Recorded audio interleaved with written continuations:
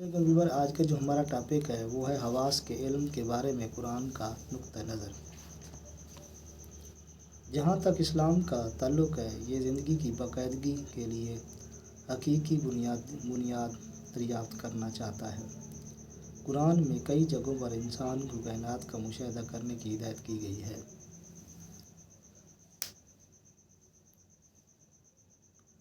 اور حواس کے ادراک سے حقیقت کو سمجھنے کے لیے کہا گیا ہے۔ قرآن مجید ان علامات کی طرف اشارہ کرتا ہے جو کائنات میں رکھ دیے گئے ہیں۔ قرآن کے مطابق کائنات اور اس کے ارد گرد طاقتوں کا ایک تنقیدی مشاہدہ حقیقت کی مکمل پہچان کی طرف بہت بڑا قدم ہے۔ اسی طرح یقینی اور مقدس حقیقت اللہ کو اس کے حیران کن علامات کے ادراک سے پہچانا جا سکتا ہے، جن میں فطرت کے وسیع تنوع میں ایک ہی نمونہ ہے۔ یہ علامات خوبصورتی کی چیزوں، طاقت اور خود انسان کی اپنی افادیت سے لی جا سکتی ہیں، جن سے انسان کو اپنی عقل اور دانائی کی طرف رہنمائی ہوتی ہے۔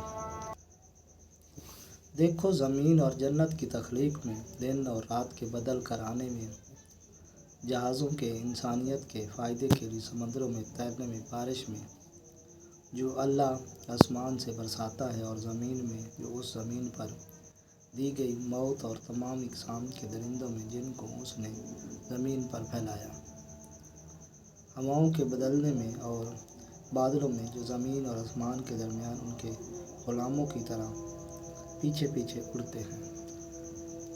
ان میں یقیناً ان لوگوں کے لیے نشانیاں ہیں جو عقل رکھتے ہیں۔ قرآن مجید میں ایک اور جگہ ارشاد فرمایا، اللہ نے دن اور رات کو ایک دوسرے کی جگہ لینے کا پابند بنایا۔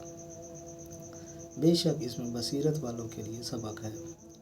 اس طرح قرآن مجید میں انسان کو کائنات کے مشاہدے کی دعوت دے دی گئی، اور یہ مشاہدہ صرف حواس کے ادراک کا سرسری مشاہدہ نہیں ہونا چاہیے، بلکہ اسے کائنات کے مطالعے اور بصیرت سے بھی تجزیہ کیا جانا چاہیے۔ قرآن مجید کا فوری مقصد کائنات کے اس مشاہدے میں انسان کو ادراک کرواتا ہے، جس کی علامت فطرت ہے۔ قرآن مجید اس حقیقت کو پہچانتا ہے کہ انسان کا تعلق فطرت سے ہے۔ یہ تعلق انسان کی روحانی زندگی کی ترقی کے لیے استعمال ہونا چاہیے۔ حقیقت کے مکمل عکس کے حصول کے لیے حواس کے علم کو اس علم کا تابع ہونا چاہیے جس کے لیے قرآن مجید قلب یا فؤاد کے طور پر بیان کرتا ہے۔ آج تک اتنا، نیکسٹ ویڈیو ملتے ہیں۔